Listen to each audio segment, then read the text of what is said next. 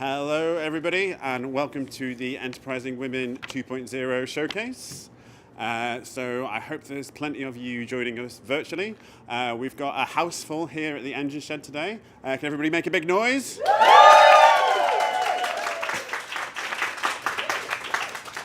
So I know that we've been used to virtual events, and I know that this is a blended event, but there's a good 35 people here today, which is perfect for what we have right now. Just a quick say that a couple of our enterprising women couldn't make it today because of COVID, and that's another reason why we've had the blended event here today.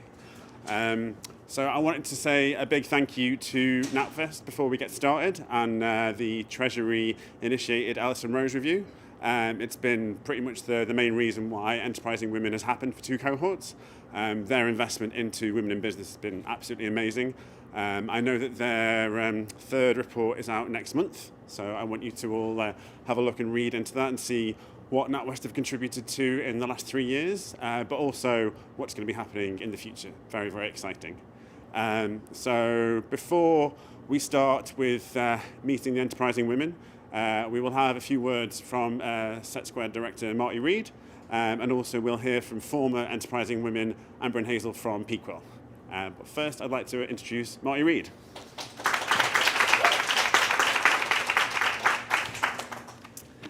Hi, everybody. So I'm Marty Reid. I'm the director of SETsquared Bristol, and I'm just genuinely honoured to be able to welcome all of you here and being in the room, setting the stage for such an amazing cohort of enterprising women. I think I'm lucky to be here in person, and the only thing that's a bit of a shame is that we probably don't have the incredible audience physically here to see all of you. So by next year, I'm sure this will be one of the big highlight events of the year for the whole of the Bristol City region. I think really I'm just delighted because in what's been a real up and down year the last couple of years, Enterprising Women has been such a highlight for me personally. So I've been with SETsquared for 2 years. And, you know, in those 2 years, it hasn't always been the brightest for what we're doing, for running a physical place. And the Enterprising Women from the last showcase that we had in October 2020, when it was the first physical gathering of people we were able to get together, just had such a buzz, such an excitement. In terms of impact and where those ventures have grown to since, it's been just wonderful to see. So from the fact that those ventures have gone on to raise over 4.5 million of investment, generate over 2 million of revenues, and be making impacts in areas like AI and 3D modelling to support breastfeeding, AI for keeping plants alive, hydroponics, biotherapeutics and biotechnology, and just making impact in really cool areas. And I'm sure this cohort, who you're going to see tonight, are going to be even more exciting and going to do really cool things. So I'm just really grateful to NatWest for their backing and enabling us and letting us have the privilege of putting this on, but even more grateful to all these incredible women-led ventures who have put their trust in us to support a part of your journey and put such time and passion into doing really cool things that are going to make such broad impact. And so on that note, I'm really delighted to introduce one of the superstars of last year's cohort to the stage, Pequel.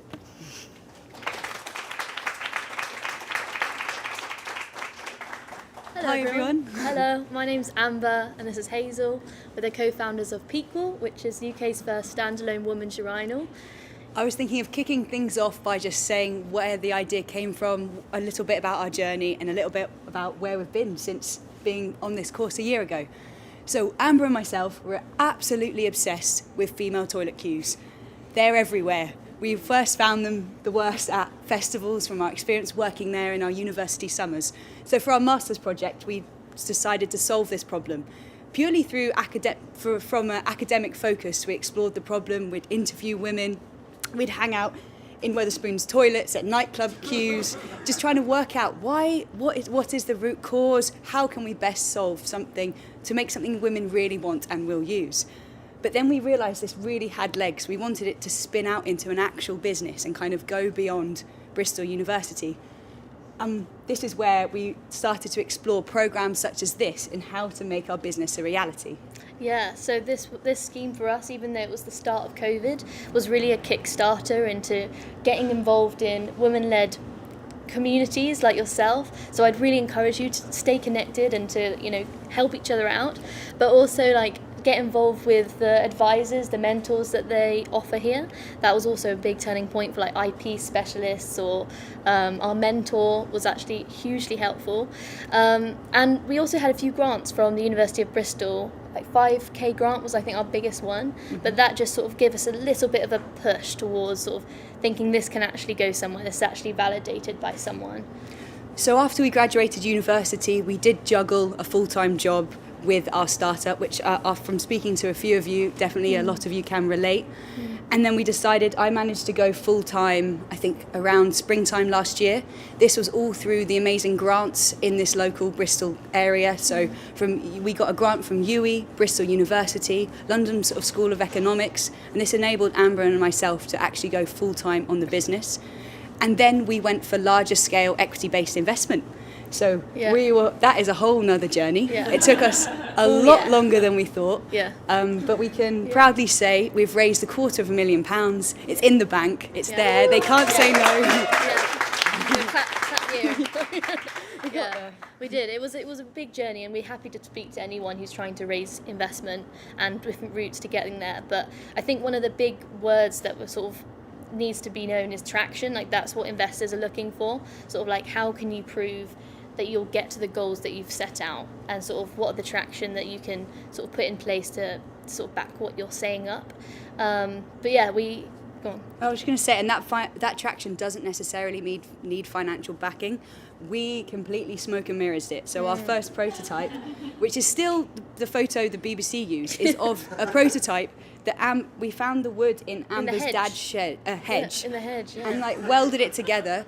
And it's so scrappy, and we were so scared. We weren't ready to be visible, but you know, from that it meant we could speak to women. We got the traction. Yeah, and we were embarrassed of our first prototype, and I think that's like quite a good thing to be reminded of, because I think we hold on to these things and try and perfect everything all the time. Actually, just need to get it out there and get as much feedback as possible on whatever you're trying to achieve. And then from that prototype, we then made another prototype 2.0, and then another one, and it's gotten more and more tailored to what women want and will use. And so now we're manufacturing the urinals in Somerset, which is a really local, you know, manufacturer. We love the people there, and we're doing it with sea plastics, so it's super sustainable, and it was like plastic waste from the sea that we really want to push forwards as like this is the next sort of step for sustainable products. Yeah, and I think if we could leave them with one bit of advice each, mine would be like, you know the business more than anyone else. Like, advice is fantastic, but you have sometimes know when to just crack on by yourself, because you do know it. Yeah, and I think we always say to each other, like, why not us? Why not me? Why not Hazel?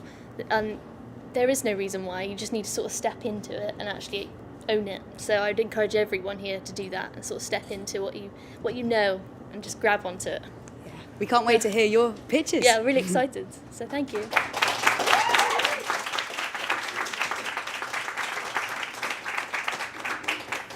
Thanks, Amber and Hazel. I was lucky enough to see, not use, one of their urinals at a festival this summer, just gone. It was really exciting to see it in real time.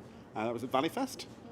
So, really excited. I'm not sure if you've mentioned who your first client's going to be. Is that for public consumption yet? No? Okay. I will stay quiet. I won't celebrate that just now. So I'm Paul Forster. I'm community manager of SETsquared Bristol, and I'm going to be your MC for the next half an hour or so. We've got 14 pitches from our enterprising women. They're going to be 90 seconds. We'll have 7, and then a little comfort break, and then another 7, purely because I know that 14 pitches all at once is too much for anyone to take. So we are going to encourage everybody in the room to clap and sort of celebrate for people. But at home, I know that you won't be able to do that in a noisy way, but please do click, smile, send some emojis on YouTube, do some reacting. We want to see what you're enthusing for people. And each of the pitches is going to have an ask at the end. And so that could be an ask for a mentor, it could be an ask for business support, it could be an ask for investment. And so if you're listening to one of the pitches and you like what you hear and you can potentially offer them what they want, please do get in touch with us at SETsquared or get in touch with the business individually. So we are now going to start. Is everybody ready? Good. Okay. Improvised drum roll. I like it. Thank you. Okay. So first up, we have Aisha Thomas from Representation Matters. Hello, everyone. All right. So let's get started. Can you raise your hand if you've ever been in a situation where you felt that you didn't belong? Something about you made you feel that you didn't connect. All right. Thank you. Pretty much everyone in the space. But what if that characteristic was something that you couldn't control, something that was deep, that really connected with you? Well, for me, that thing is the color of my skin. It's because I'm black. Now, as a black woman, I'm 4 times more likely to die in childbirth because of my skin. My dad is 13 times more likely to be stopped because of the color of his skin. And my son is 3 times more likely to be excluded from school, all because of the color of our skin. Now, at Representation Matters, we are an organization committed to challenging inequality. Now, I talk from the lens of race because that's what impacts me. But what if it was gender? What if it was sexuality? What if it's religion? What if it's something that at your core makes you you? We help organizations by providing keynote speeches, by training, but also providing programs to help you make those changes. And this isn't just about a moral compass. We care about the bottom line too. So ultimately, we know this helps with productivity, creativity, but ultimately it has a global impact. So I want you to just think for a moment, what can you do? Well, I was told I can ask for something, and I want something from every single one of you in this space. So whether you want to tweet about me, take a picture and tell everybody representation matters. If you want to buy a hoodie, I sell merch too. But ultimately, tell people about the importance of representation, because nobody should ever go through their life questioning why they belong, particularly if it's about something that they can't change. So if you want to invest in my organization, help to build the digital platform, whatever it is you want to do, I'm ready to hear from you, because ultimately, representation matters. Thank you.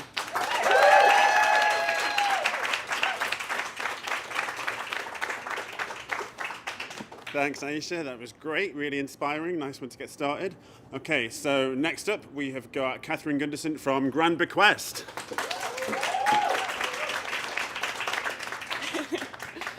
Perfect. Hi, everybody. All right, so we are closer to 2050 than we are to 1990. If you're like me, this realization amplifies just how little time we have left to reach our climate goals. In this short time, we also need to provide housing for an additional 2 billion people. That's twice the size of China. Meeting our growing population demands while also meeting our net zero goals, it's the biggest challenge of our time. During this crisis, though, we also have the ability to use what's going on in our trends. So today, there are also investors that are very interested in supporting these ESG type of products. So we are at Grand Bequest, we're working to help bring those investors to these types of products. To these communities. So Grand Bequest, we are a property technology startup. We are building a platform to help connect local communities, local business, and impact investors together with the sustainable statistics that they need in order to bring vacant buildings back into use. So when we talk about our housing crisis, most of us think about building new buildings, right? But there's a more viable, sustainable alternative that we just aren't using today. Reusing our empty buildings is the more sustainable and more viable alternative for us to be considering. So at Grand Bequest, we are a property technology B Corp certified startup. We are a SaaS-enabled marketplace that uses AI technology to provide investors and communities and businesses with the data analytics that they need in order to get investment products together for vacant buildings to move forward. My name is Dr. Catherine Gunderson, and I'm the founder, and we are excitedly opening our investment round looking for ambitious impact investors to join us on this reuse revolution. Thank you.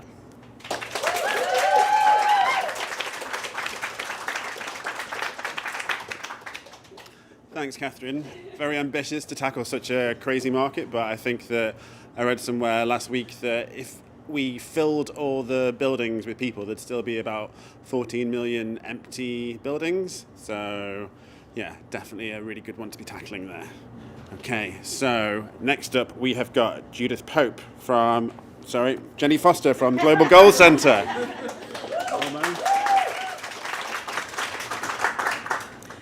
I'm Jenny Foster, and here is the news. The IPCC climate report issues a code red for humanity. 70% of people suffer climate anxiety. The Runnymede report says Bristol is the most racially segregated city. Heard enough? Yeah, me too. I mean, these are such important things, right? But we tend to switch off because it's just a bit overwhelming and we don't really know what to do. So how do we inspire that mass behaviour change that we actually need to address some of these really vital issues?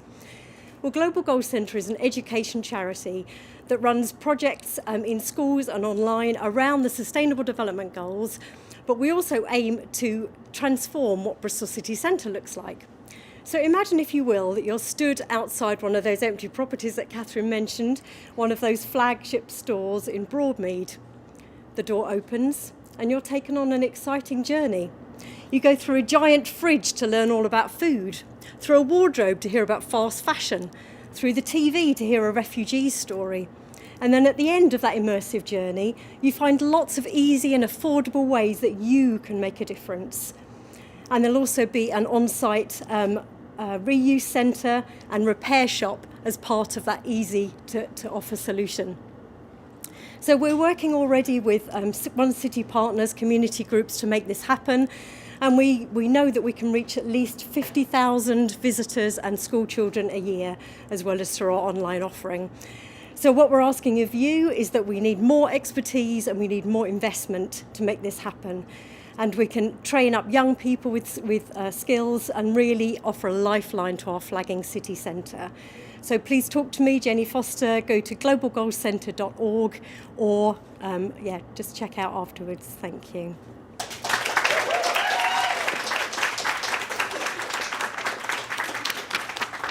Thanks, Jenny. That's the sort of definition of sort of thinking locally and acting globally, right? Perfect. Okay, so next up we have got Heather Mitchell from NOM. Welcome to the stage.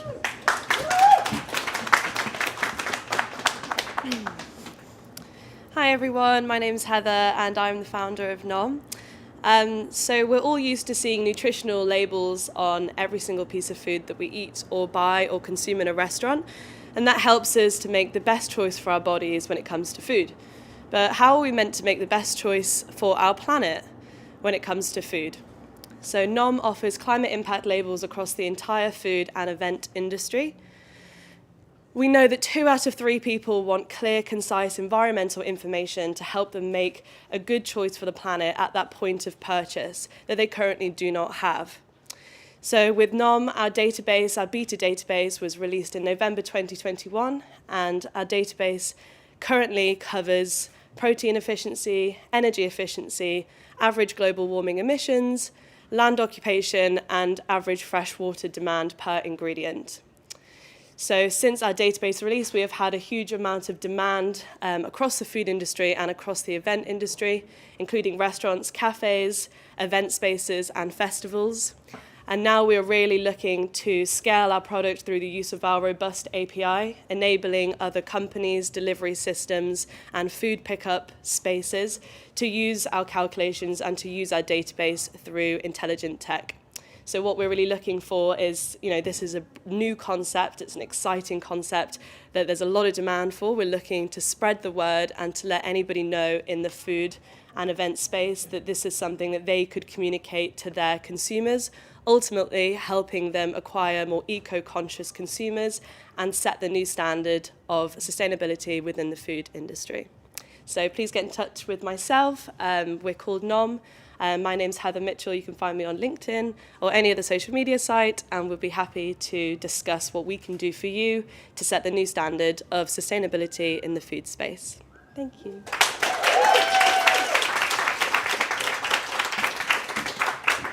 Thanks, Heather. And obviously, startups like to choose names that are hard to Google. So it's NOM with a triple M, just in case you're searching for it. Much easier to search than something that will definitely be a food page. Okay, so next up we have Judith Pope from SETsquared Bristol.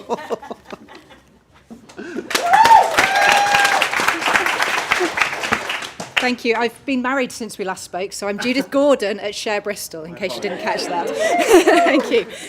So as humans, we're really good at harnessing the Earth's resources to help us live our lives. If we want to hang a picture, there's a drill. If we want to clean our patio, there's a pressure washer. If we want to get away from it all, there's a tent. So we rush to the shops or online to buy our things, and we get them into our homes and we use them or we don't. And soon their journey to clutter can be accelerated through us just living our lives elsewhere. At SETsquared Bristol, we believe that there's a different way. We want to give the people of Bristol the opportunity to borrow those things instead of buy them. So that's better for our homes. We stop cluttering up our homes. It's better for our wallets and it's better for the planet. We spoke to the people of Bristol, and so many people didn't know who they could borrow from. Our communities just aren't there anymore. And so many people were embarrassed by asking their friends, families and neighbours time and time again and looking like the poor relative. This isn't what we need in society. It isn't what we need for our planet. So last May, we opened Bristol's first library of things. There's a place where you can borrow what you need. Think DIY tools, gardening tools, camping equipment, all things like that. For an annual membership, you can borrow anything for free. We accept donations from the local community, so everything's thoroughly checked, high quality, and it's all great by a wonderful band of volunteers. Our vision is that across Bristol there'll be a network of these. So at the moment we're out in Kingswood, just into South Gloucestershire, but we want to bring it so it's a real opportunity for everybody to borrow. It's an easy option. The reception that we're getting in Bristol is very warm. It's a concept that's across the UK, but Bristol is loving it.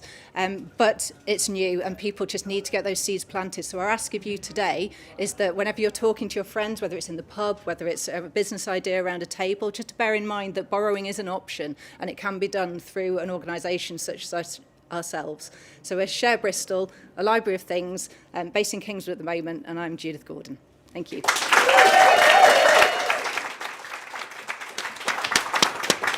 Thanks, Judith. Excellent idea. One that I feel like I definitely need every other day when I'm trying to get a pressure washer, but I haven't actually quite got round to it yet. You've got two. Okay, excellent. Okay, so last for this round of pitches now, we have got Laura Lalemi.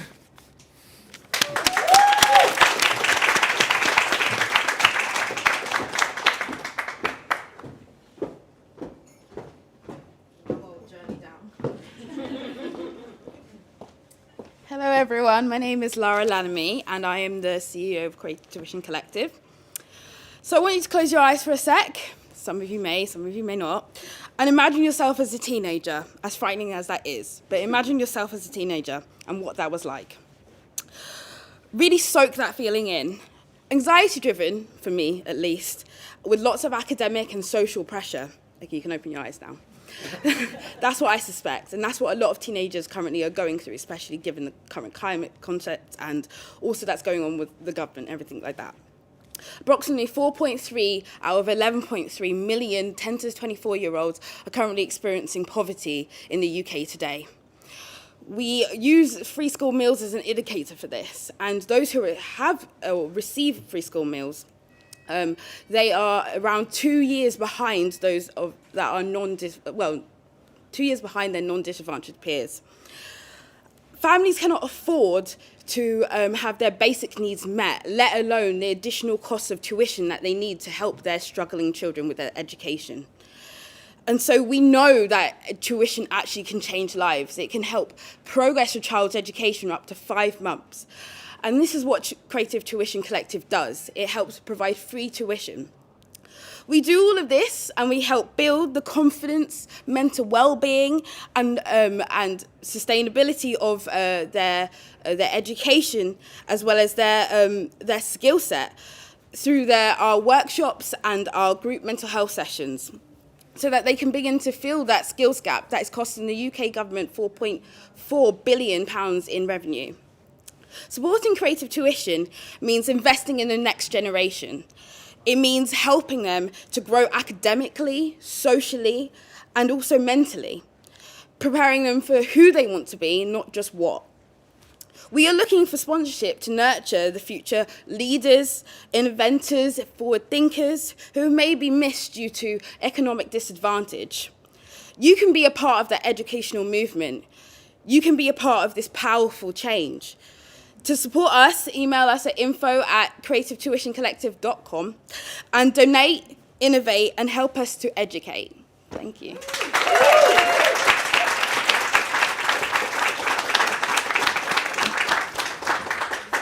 Thanks, Laura. That's really inspirational. Okay, so we've got a 5-minute comfort break now. So I will see you people online in 5 minutes. I will see the rest of you for 5 minutes.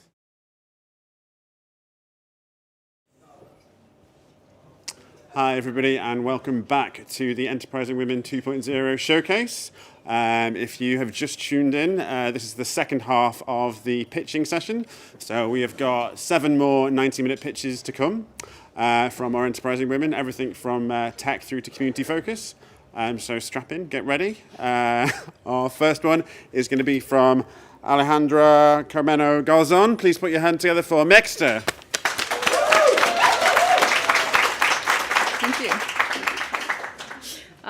Sorry, I'll just say very quickly, it's Alejandra Carreño Garzón, but I appreciate it's a difficult one, so it's okay. So I want to paint a picture for you guys. Perhaps you grew up in a multilingual family, or you grew up skateboarding or programming, or you are an amazing cook. All of these are experiential skills that have as much value as academic skills, and that have a financial reward that we have to think about.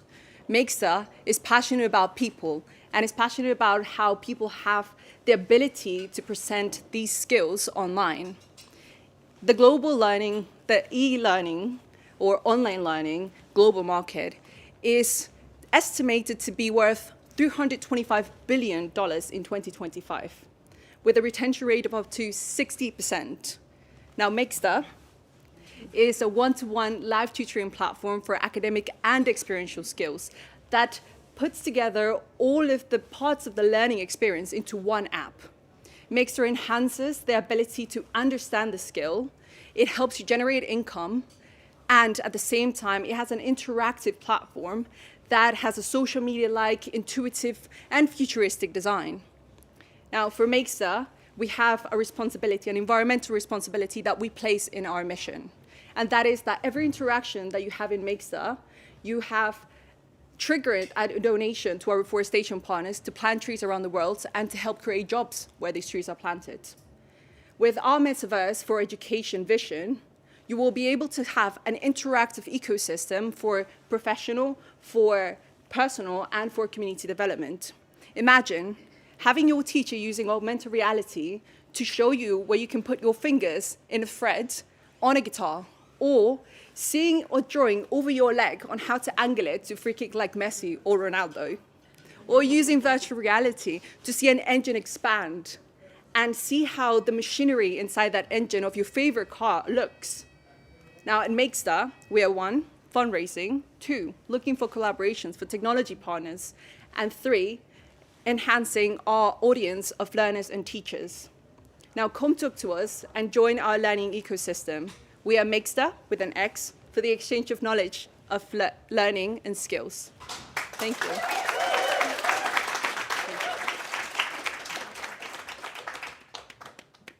Thanks, Alejandra. So if today has taught me anything, it's that I need a new pair of glasses. So please welcome, next up we have Angela Loveridge from Better Together.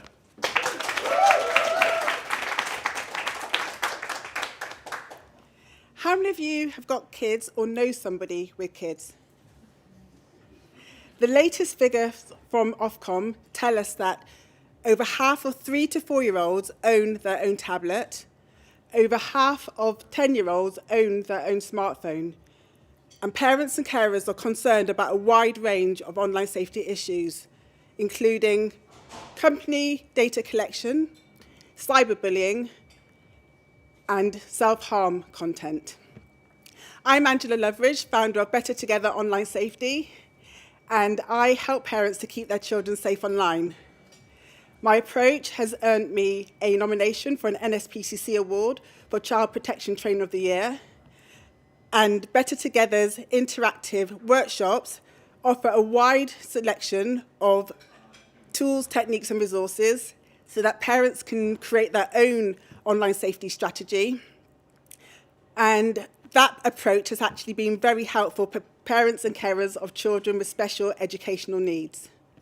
So if you know an organisation that supports parents and carers who have children with special educational needs, or you know of a company that has a proactive corporate social responsibility policy, or if you would like to find out more about my workshops, then please get in touch by searching for Better Together Online Safety.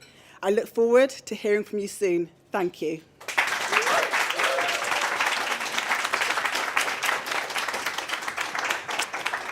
Thank you very much, Angela. Okay, so next up we have got Constance Florio from Pretty Digital.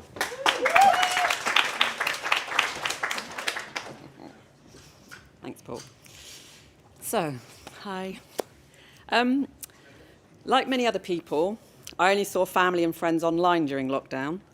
I would watch my grandchildren wave, then wander off, and it inspired me to design Onesie World, which is an online space with opportunities for families to connect through play, on and offline, with games for all ages to play together and inspire conversations. So the first Onesie World game is Kissy Kissy. It's a cute cooperative game full of toddlers running away from grandparents' kisses. It's based on reality. So the game is for 3-year-olds and upwards to play with their grandparents and other family members. And both the computer game and the board game versions are launching this year of Kissy Kissy. So I just thought I'd quickly do a bit of product placement.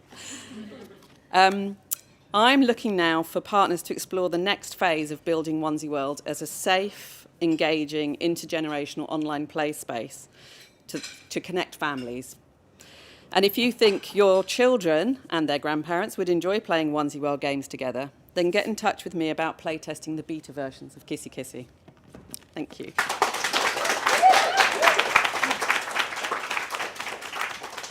Thanks, Constance. Sounds like it might be a good idea for you and Angela to have a chat. Oh, yeah, we have. Excellent.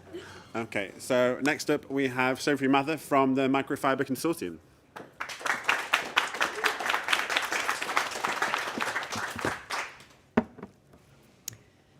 We are living in an era of global waste, and images of plastics floating in the oceans are all too common, sadly. However, the silent and unseen issue is that of fibres that are shed from our clothes as we manufacture them, as we wear them, and as we wash them. You're actually inhaling them now as you sit there in the audience.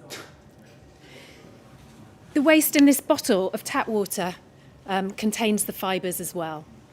And in 2017, a study on tap water from 14 countries was analysed, and 81% was found to contain debris made up in the main from fibres.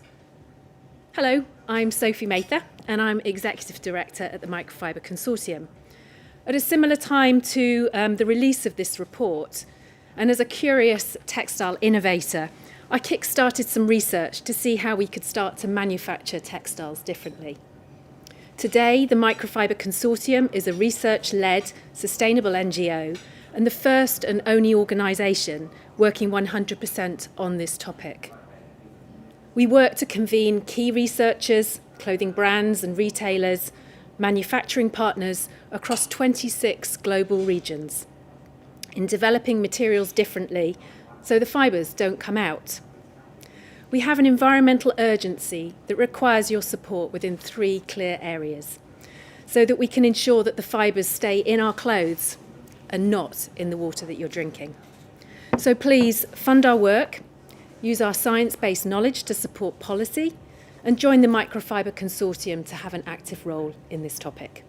You can find out more at the Microfiber Consortium. Thank you very much.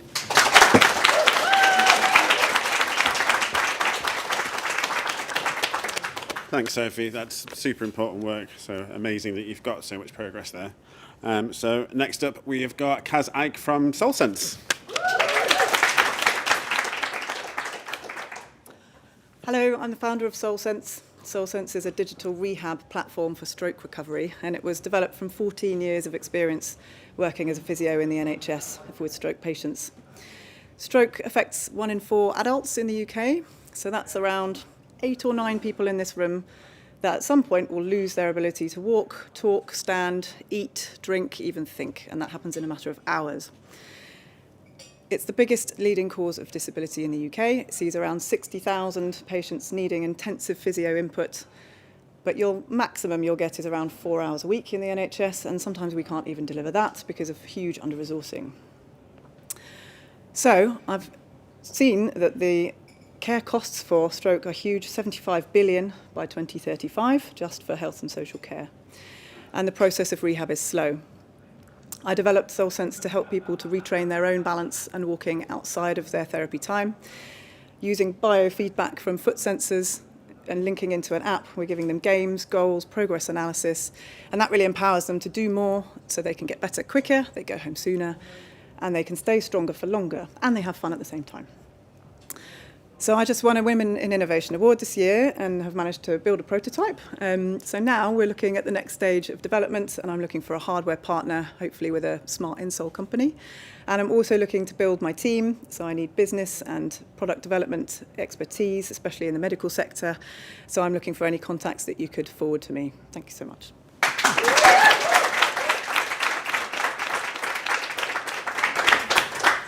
Thanks, Kaz. That's some scary statistics there. Thank you. Okay, so next up we've got Caroline Clark from Zebra Design and Innovation.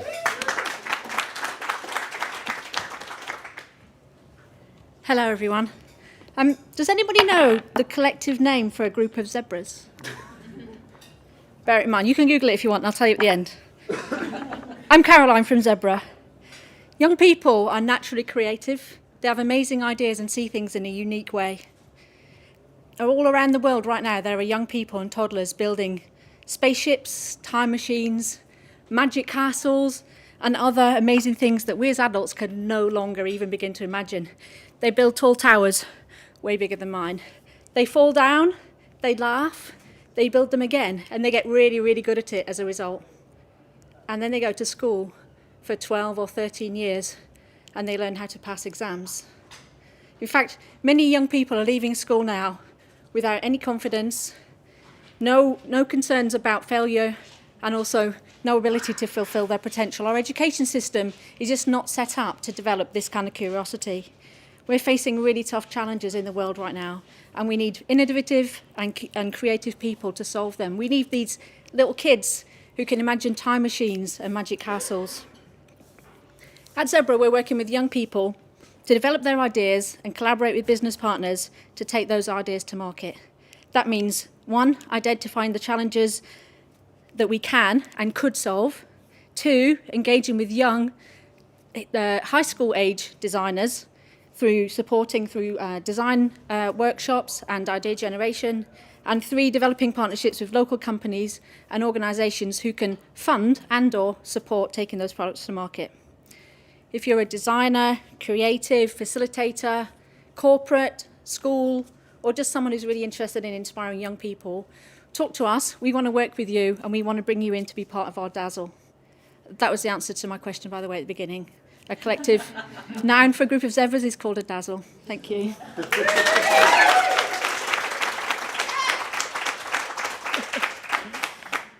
I'm not good at building towers.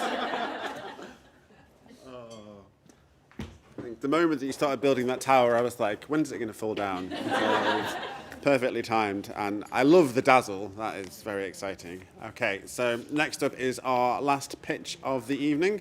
So please welcome to the stage Lisa Gunn-Cunningham from Upstitch. Hi, my name's Lisa and I'm the founder of Upstitch. Upstitch connects people with a network of local talented sewers to mend, alter and upcycle their clothes. There are enough clothes on the planet right now to clothe the next 6 generations of the human race. So that's why our mission is to reduce fashion waste by encouraging people to wear their clothes for longer. But right now it's too inconvenient to go get your clothes tailored. You might think, what if they ruin my clothes? How do I know if they're charging a fair price? Do I have time to go and get fitted?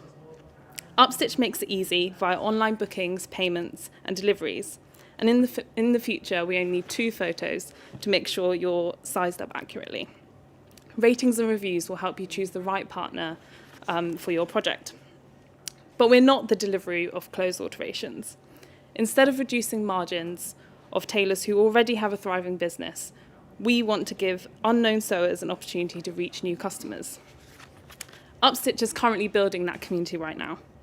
So this is my ask of you. Do you know a talented sewer who might benefit from extra flexible work?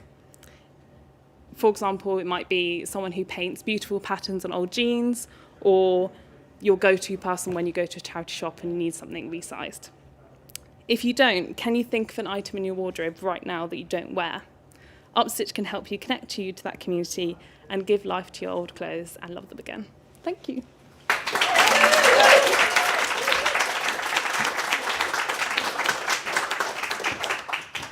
Thanks, Lisa. That was great. And I'm sure most of you at home would think that all of those pitches just magically happened today. But this programme has been happening for the last 8 months.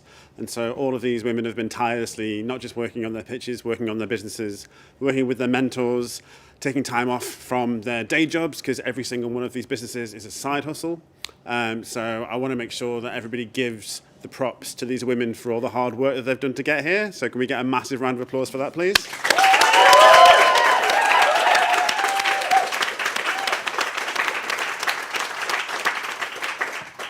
It's been an absolute pleasure to get to know you all, genuinely. You've all enriched my life in some way, whether or not it's through giving a little bit of tough love, or whether or not it's about kind of trying to figure out your business model. You're all really intuitive, creative thinkers, and I think you should be really proud of yourselves. So thank you very much for that. Thank you.